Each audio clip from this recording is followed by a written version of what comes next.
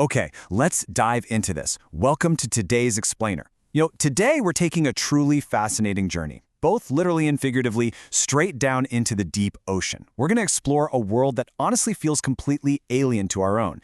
We'll be looking at a really thought-provoking document that bridges the hard, cold facts of deep-sea biology with some incredibly profound philosophical questions. So go ahead and get comfortable, because we are heading straight down, far, far away from the world as we know it. Picture yourself in a submersible, right? You're slowly sinking beneath the crashing waves, and we pass the 200-meter mark.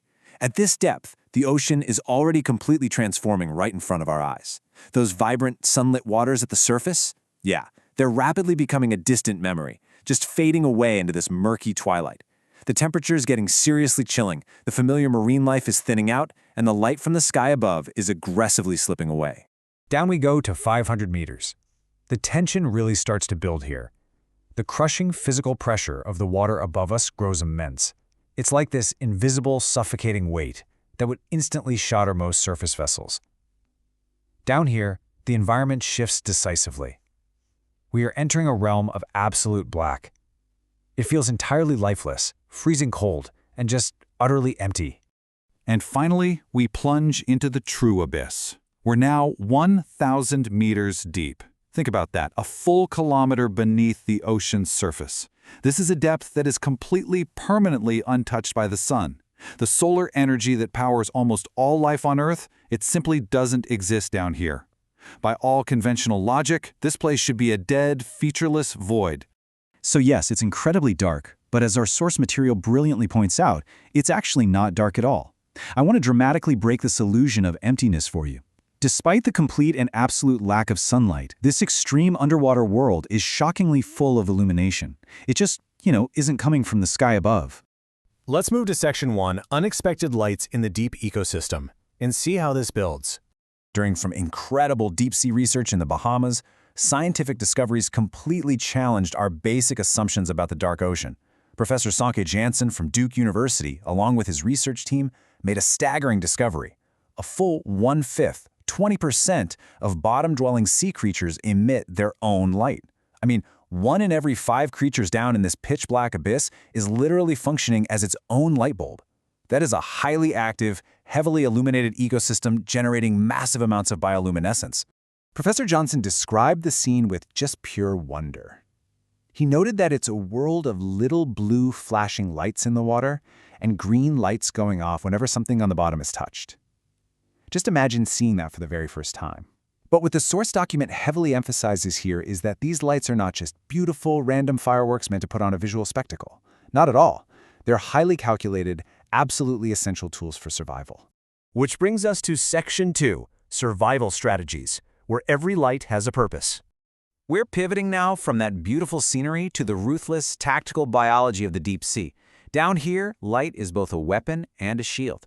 Now, what's really interesting about this is the Acanthophyre purpurae, a specific type of deep-sea shrimp. When a predator attacks, it doesn't just swim away. No, it literally vomits a massive cloud of glowing, luminescent liquid into the water. This blinding flash completely disorients the predator, allowing the shrimp to instantly vanish right back into the darkness. It's a shocking, highly effective, and frankly, kind of hilarious defensive tactic. Then we have the Atolla waivali, which is an incredible species of deep-sea jellyfish. And its strategy is equally wild. When it gets attacked, it doesn't fight back directly. Instead, it flashes these bright blue lights in a frantic rotating pattern, literally exactly like a police siren. It's using what biologists actually call a burglar alarm strategy. The goal here is to create such a massive, glowing commotion in the pitch black that it attracts an even bigger predator to come and eat whatever is currently attacking the jellyfish. Talk about fighting fire with fire. And of course, we have the infamous anglerfish. Now, this creature uses light offensively rather than defensively.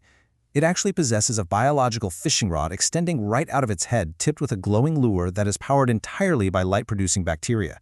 The anglerfish just waits patiently in the dark, dangling its glowing lure to hypnotize and direct curious, smaller fish straight into its massive waiting jaws. All right, moving into Section 3, Nature's Own LEDs, operating long before human invention. These creatures represent biological engineering at its absolute finest, because these colors, they aren't random at all. They are heavily specialized and calibrated specifically for the physical properties of the deep ocean. Let's compare two strategies. You have the Malacosteus niger, a type of dragonfish which uses red light to hunt. Because red light waves don't travel very far in water, most deep-sea creatures have completely lost the biological ability to even see the color red.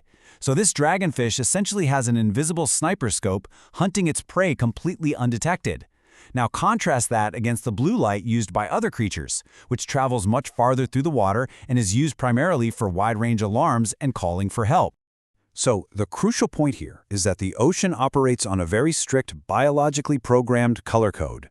Every single color has a highly specific, engineered purpose. Red is strictly for invisible hunting. Blue is for long-range alarms and help.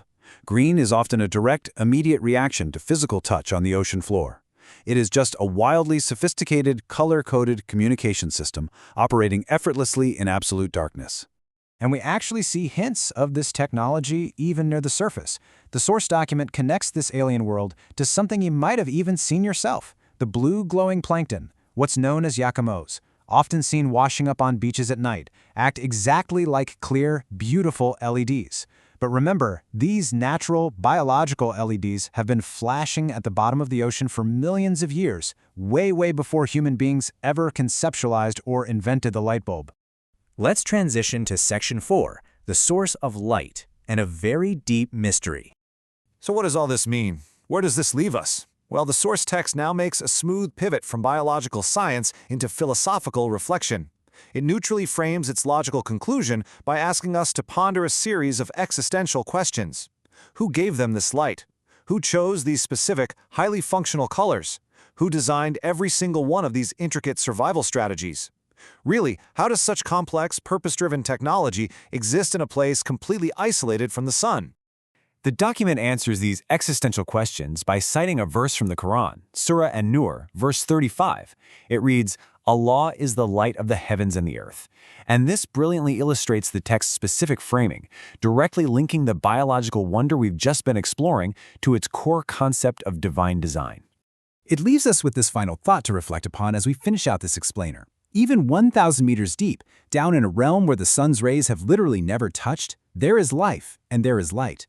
The author concludes that the creator of that light delivered it to the absolute bottom of the darkness. It forces us to ask, if life can engineer such brilliant, luminous solutions in the most crushing, desolate corners of our planet, what other profound mysteries are waiting to be illuminated in the dark?